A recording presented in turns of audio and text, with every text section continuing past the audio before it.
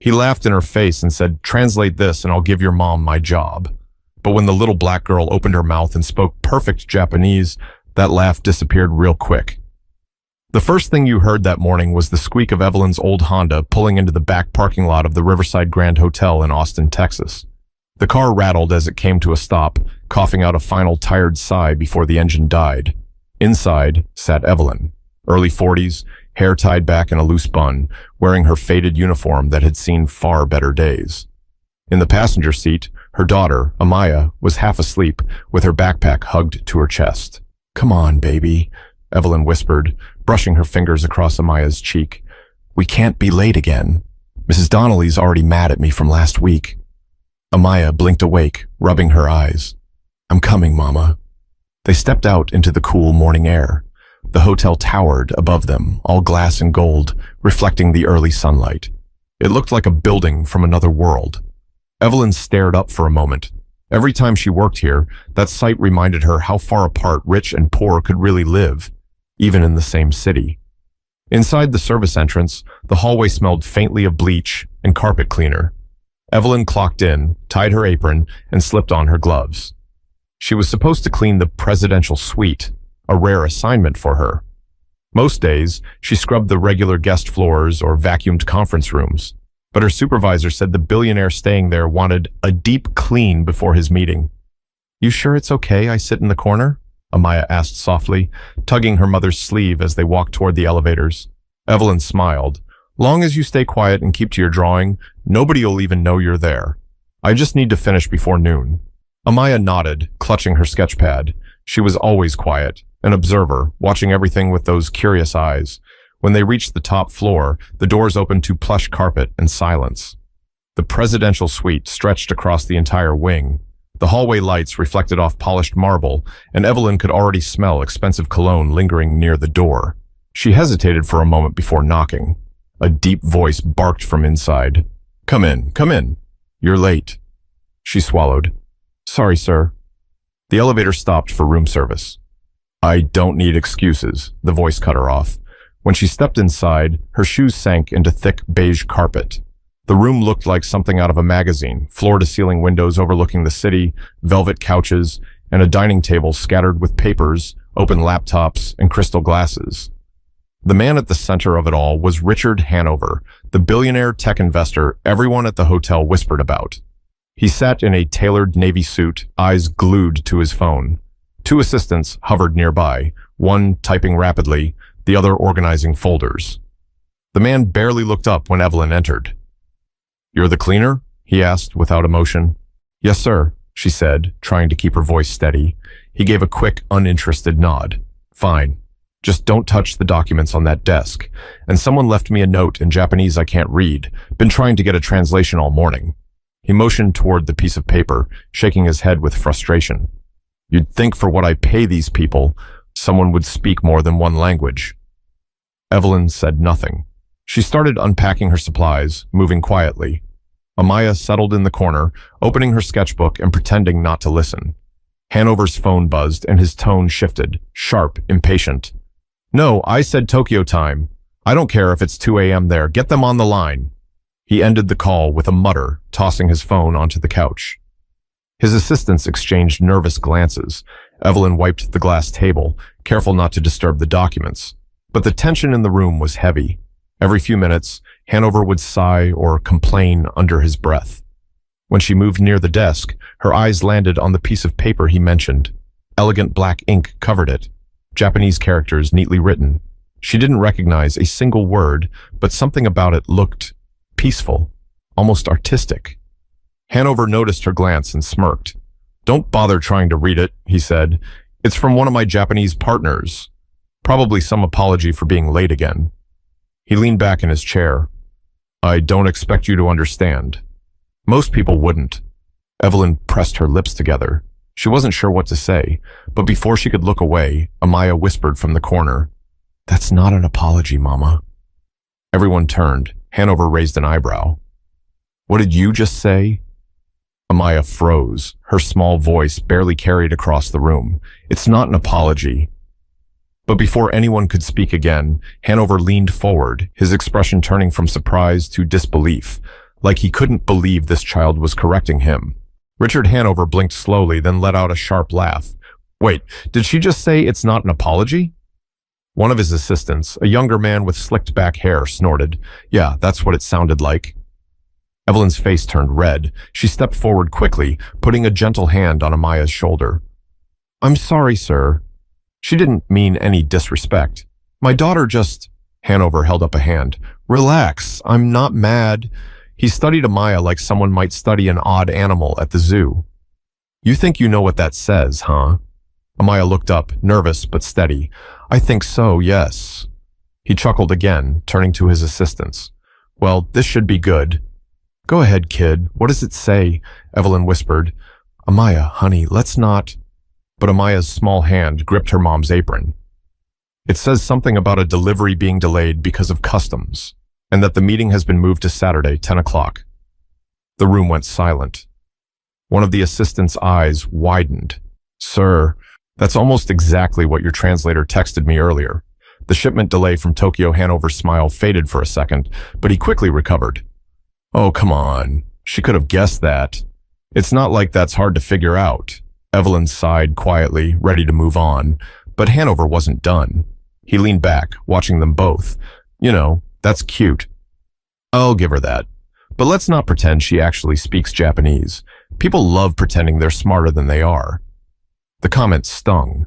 Evelyn forced herself to stay calm. Sir, we really should finish cleaning.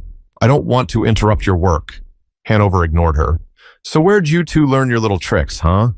You watch those anime shows, pick up a few words, and suddenly you're bilingual? The assistants chuckled again. Evelyn clenched her jaw but said nothing. She had learned long ago that arguing with people like this never went anywhere good. Amaya glanced between them, her fingers tightening around her pencil. It's not a trick, she said softly. I've been studying for 3 years. 3 years? Hanover repeated, sounding amused. What are you, 10? Amaya nodded. He smirked, glancing at his assistants. 3 years, right. Next you'll tell me you can negotiate a business deal too. Evelyn straightened, finally speaking up. Sir, please. She didn't mean to interrupt you. She just likes languages. It's something she's proud of. Hanover waved her off. Relax, I'm just having a little fun. You know what? Let's make this interesting. He stood, picking up the paper and holding it out between 2 fingers. Tell you what, translate this whole thing for me right now. If you get it right... His smile turned sharp. I'll give your mom my job. His assistants burst out laughing. Evelyn froze, heart pounding. That's enough, she said, her voice shaking. That's not funny. Oh, I'm dead serious, Hanover replied. You said she's proud of it, right? Let's see what she's got. He glanced at the girl again. Come on, little genius. Show us how smart you are. The air grew heavy. Amaya looked at her mom. Evelyn shook her head slightly, whispering, Don't worry about it, sweetheart. Just sit down. But Amaya didn't move. Something in her expression had changed. A quiet courage, the kind that only shows up when someone's tired of being laughed at. She walked forward slowly, stopping beside the billionaire.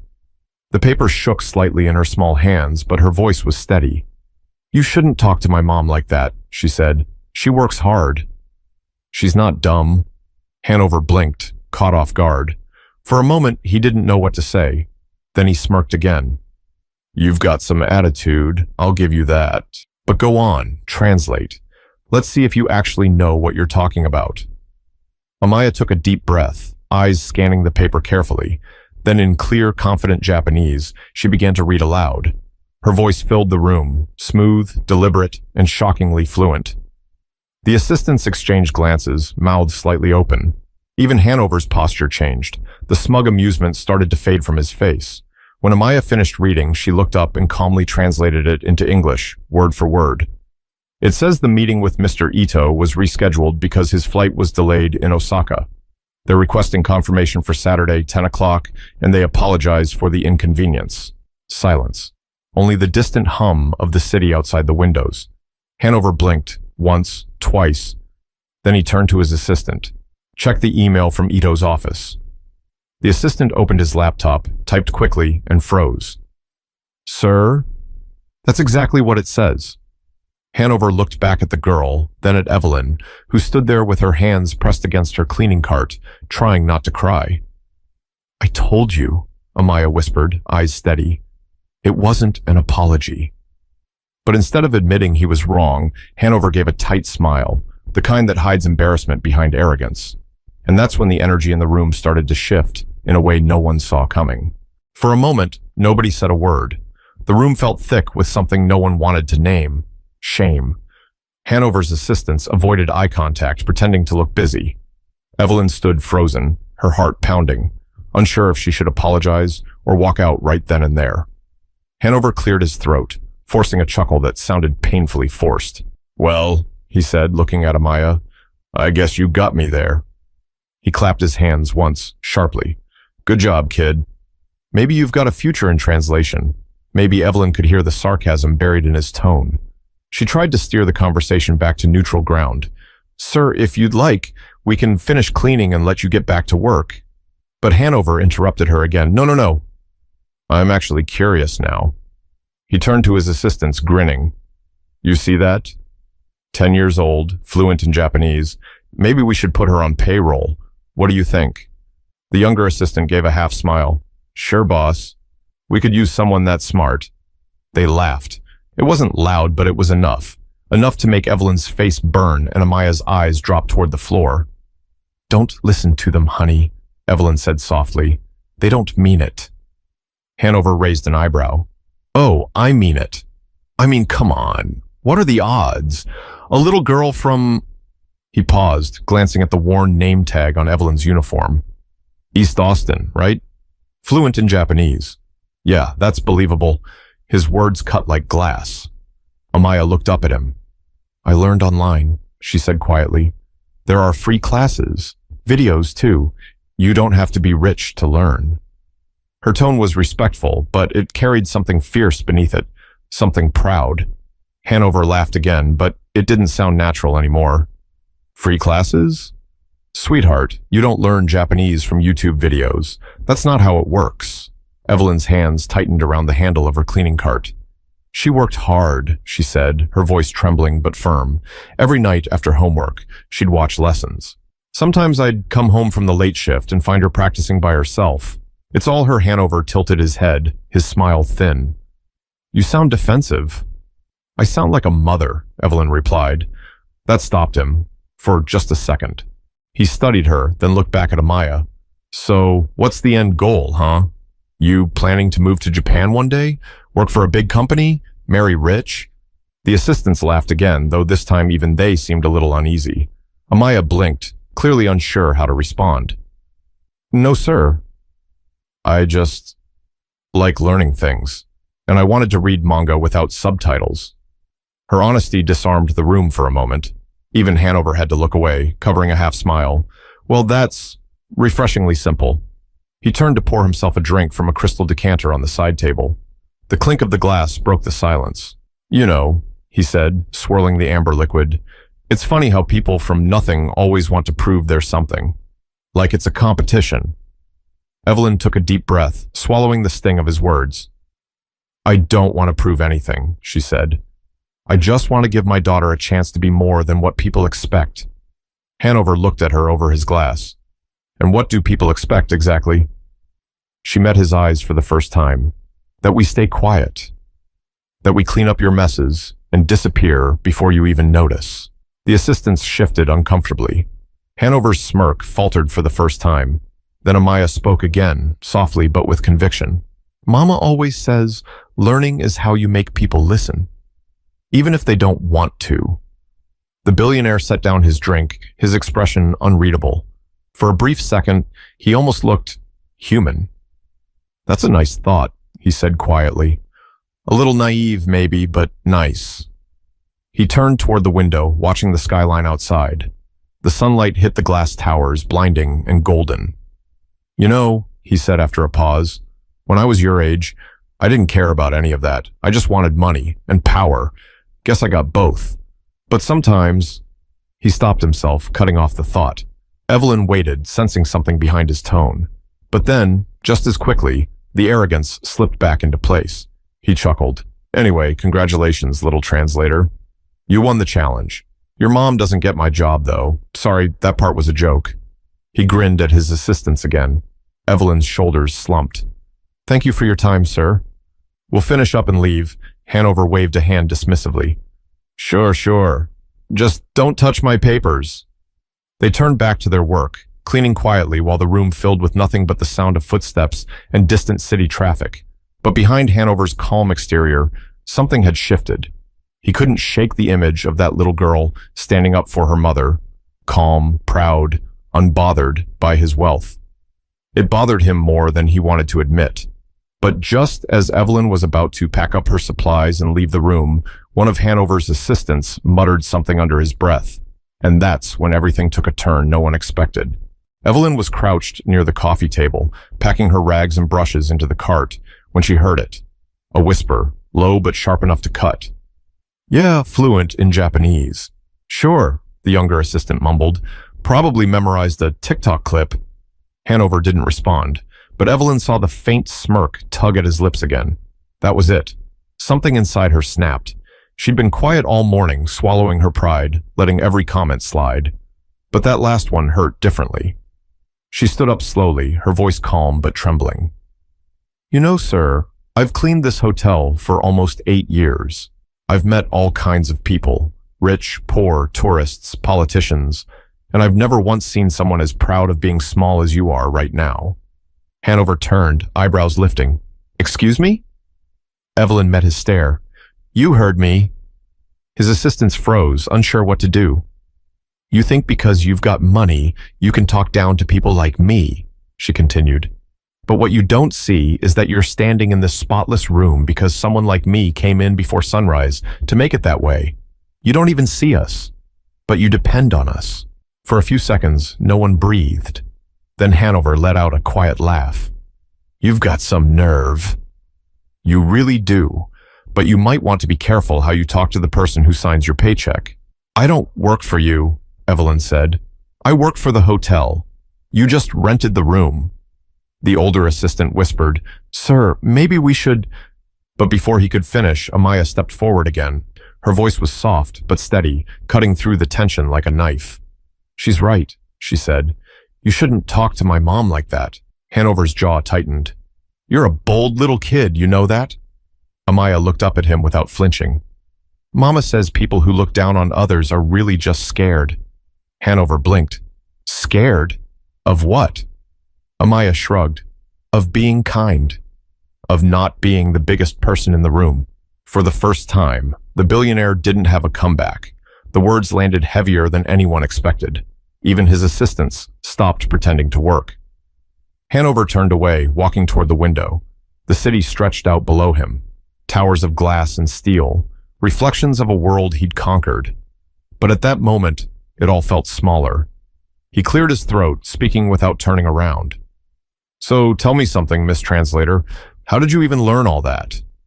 You really expect me to believe a 10-year-old picked up Japanese from YouTube? Amaya didn't hesitate. Not just YouTube. Mama found me a website that had lessons. She used to work extra nights so we could pay for it. Evelyn felt her throat tighten.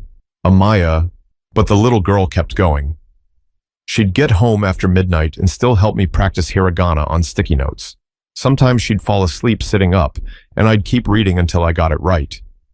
One of the assistants looked down, pretending to check his watch. The other shifted awkwardly. Hanover finally turned around. His face had changed. Softer now, though his pride fought to hide it. Your mom did all that for you?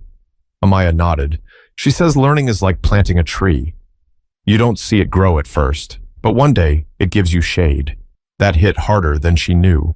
Hanover glanced at Evelyn, really looked at her for the first time.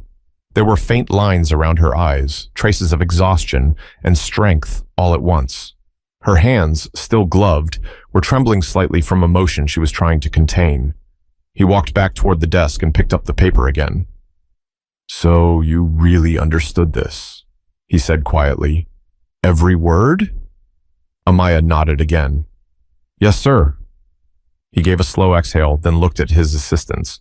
Leave us for a minute. They exchanged a look but obeyed, stepping out into the hallway. When the door clicked shut, Hanover set the paper back on the desk and leaned against it, staring at the two of them. You know, he said, people always talk about how the world isn't fair, but most of the time they just sit around complaining about it. You two, you actually did something. Evelyn didn't answer. She wasn't sure if it was a compliment or another backhanded remark. Hanover's gaze drifted toward Amaya again. You remind me of myself at your age. Except I didn't have anyone teaching me to care about anything. I just wanted more, always more. Didn't matter who I stepped on to get it.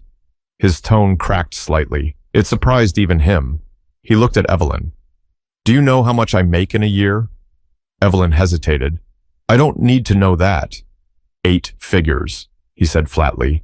But the funny thing is, I haven't talked to my own son in 3 years. He hates me, says I care more about money than people. Maybe he's right. The room fell silent again. Amaya took a small step closer. You could call him, she said. Hanover smiled faintly. Maybe, but I doubt he wants to hear from me. Evelyn spoke softly. People always want to be heard. Sometimes they just need a reason to believe it's real. Hanover studied her face, the sincerity in it, the quiet dignity. Something inside him shifted again, something small but real. He rubbed a hand across his face, letting out a long sigh. I owe you both an apology, he said finally. That was out of line. Evelyn blinked. You don't have to. No, he interrupted. I do. He turned to Amaya. You're an impressive kid. Smarter than most people I've met in boardrooms. He gave a small laugh, shaking his head. And you're raising her right. Evelyn felt her eyes well up but fought to stay composed. Hanover picked up the Japanese note one last time, folded it neatly, and set it back down. You just reminded me that money doesn't teach you anything about character. I used to think success made people smarter. I was wrong. Turns out, humility does. He walked over to a side table, grabbed a small business card, and handed it to Evelyn. There's a number on the back. Call it tomorrow. It's my office assistant. I want to set up something for your daughter. Maybe a scholarship fund. She shouldn't have to wait until she's grown to do something great. Evelyn stared at the card, speechless. Thank you, but you don't have to. I want to, he said. Let's call it me finally doing one thing right. Amaya smiled shyly. Thank you, Mr. Hanover. He smiled back, and for once it wasn't smug or forced. It was real. But as Evelyn looked down at the business card, part of her couldn't help wondering if this was just a wealthy man's guilt talking, or if maybe, just maybe, he'd actually been changed by what happened in that room. After Hanover's assistants returned, the atmosphere in the suite had completely changed. The arrogance that once filled the room had faded, replaced by an awkward quiet. Evelyn continued cleaning, her movements slower, more thoughtful. Hanover sat back down, but this time his eyes weren't on his phone. They were on Amaya, the little girl who had just stripped away his ego with nothing but grace and fluency. You really taught yourself Japanese? One of the assistants asked, half smiling now, the condescension gone. Amaya nodded. It started when I was 7. Mama brought home an old tablet someone left in the lost and found at work. She said the owner never came back for it, so they let her keep it. I found an app that showed Japanese cartoons with subtitles. I just wanted to understand what they were saying. Hanover listened quietly, his hands clasped. Evelyn spoke softly. She used to draw the characters on sticky notes and tape them all over our apartment. On the fridge, the mirrors, the doors. Every night after work, I'd walk in, and there'd be more of them. I couldn't even open the bathroom door without seeing hiragana written on it. Amaya laughed a little. You used to trip over the flashcards in the hallway. I did, Evelyn said, smiling. And when I asked why she didn't just learn Spanish like the other kids, she said, because no one expects me to know Japanese. That made Hanover smile too, faintly. Evelyn's voice softened. We didn't have much. Still don't. I work 2 jobs, sometimes 3. The only time we see each other is in the morning before school or at night when I get home. But she never complains. She just keeps going, keeps learning. I told her that if she stayed curious, she'd always have choices. And if she had choices, nobody could ever make her feel small. Her words hung in the air like something sacred. Even the assistants seemed moved. Hanover leaned forward, elbows on his knees. You sound like a teacher, he said. Evelyn chuckled softly. I wanted to be one. But life had other plans. My husband left when Amaya was 4, and I had to figure out how to keep us afloat. The dream got replaced by whatever paid the rent. Hanover nodded slowly, his expression pensive. I get that. Life changes your map without asking for permission. Amaya tilted her head. You wanted to be something else too? Hanover hesitated, then smiled faintly. A pilot. When I was a kid, I'd sneak onto rooftops just to watch planes take off. I thought it looked like freedom. But when my dad died, I had to help my mom pay the bills, ended up building a business instead. Amaya's eyes lit up. But you still could. You're rich. You can learn to fly now. He laughed quietly. You know, I could. But maybe there's more to learn down here first. Evelyn glanced up from her mop, meeting his eyes. Maybe that's what growing up really is, realizing you don't have to chase the sky to find peace. He nodded. Maybe you're right. The moment lingered. The sound of distant city traffic seeped through the windows, grounding them in reality again. Hanover stood, adjusting his jacket. I'm having dinner with my board tonight, he said, looking at Amaya. You like sushi? Amaya's eyes widened. Yes, sir. Well, the chef here is from Tokyo. I'll tell him to make something special for you and your mom. Room service. My treat. Evelyn blinked. Sir, that's too much. It's not, he interrupted gently. It's gratitude. Amaya grinned. Thank you, Mr. Hanover. Hanover smiled back. Call me Richard. And keep learning, okay? Don't ever stop. The world's a lot bigger than people like me make it seem. Amaya nodded, clutching her sketchbook to her chest. I won't. He watched them pack up their supplies, still shaken by how much a few words from a child had done to him. But as Evelyn pushed the cart out of the suite, she couldn't stop thinking about what he'd said, and what might actually come from that folded business card in her pocket. The next morning, the Riverside Grand Hotel felt unusually quiet. Evelyn arrived early again, though this time she walked a little slower. She hadn't slept much, not because of exhaustion, but because she kept replaying what happened in that suite. The arrogance, the challenge, the apology, and then that business card now tucked inside her purse like it was made of gold. Amaya skipped beside her, humming softly. Do you think he meant it, Mama? About the scholarship?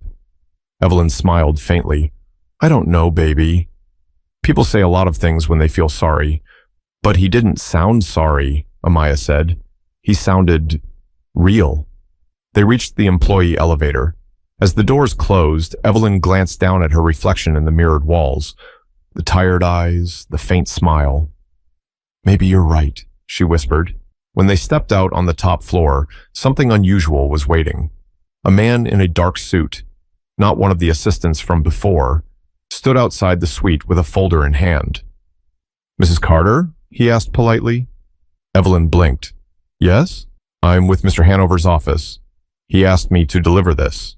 He handed her the folder and a sealed envelope. He said to tell you it's not charity. It's an investment. Then he nodded and walked away before she could even respond. Inside the folder was a printed letter with Hanover's signature at the bottom.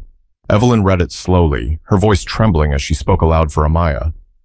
Enclosed, you'll find a full scholarship offer for Amaya Carter, covering tuition and materials for a private language academy in Austin. You'll also find a contact for a mentor in Tokyo who has agreed to meet her virtually once a week. Consider this a promise, not pity. You both taught me something I can't forget. Amaya gasped. Mama, that means... Evelyn covered her mouth, tears spilling before she could stop them. It means he really did it. Amaya threw her arms around her mother, and for a moment, the weight of all those years, the exhaustion, the double shifts, the skipped meals, melted into something light and beautiful.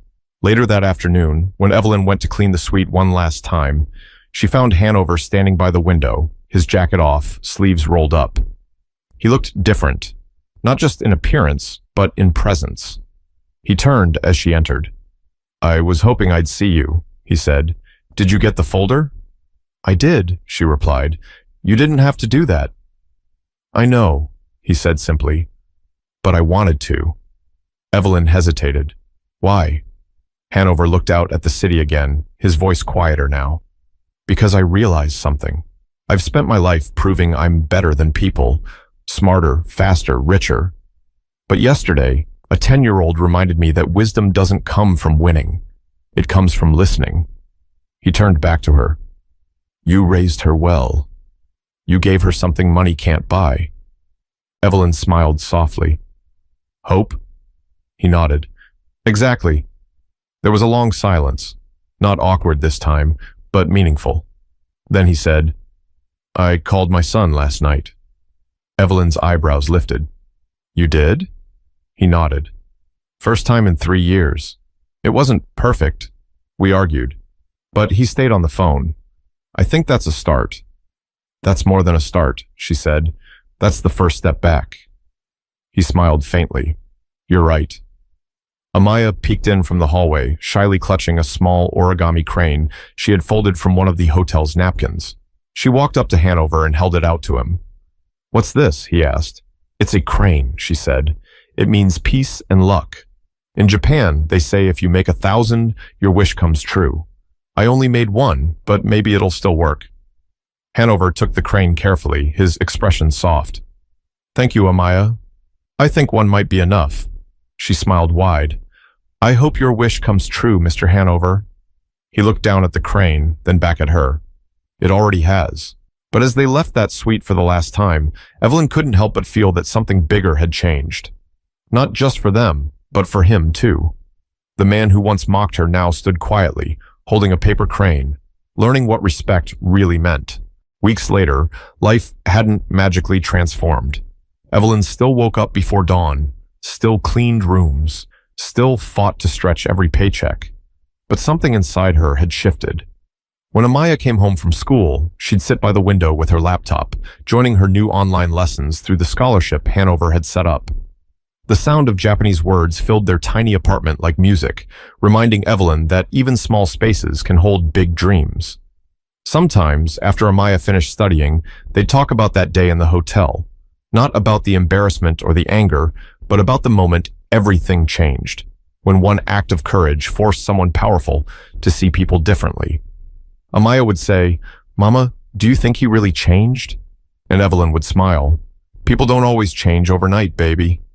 But sometimes, one moment makes them look at themselves for the first time in years.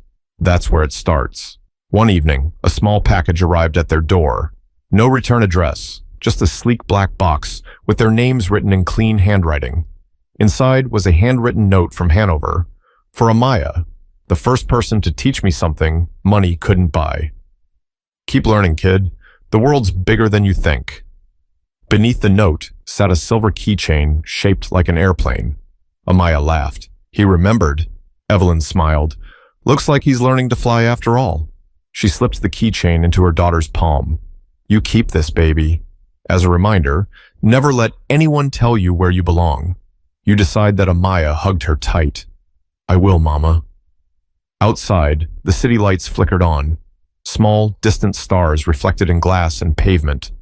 But inside that apartment, something shined brighter. Faith. Faith that hard work, kindness, and self-worth meant more than any title or paycheck ever could. Because respect isn't given to those who demand it. It's earned by those who live it. And if this story taught you anything, let it be this. Never underestimate where greatness can come from.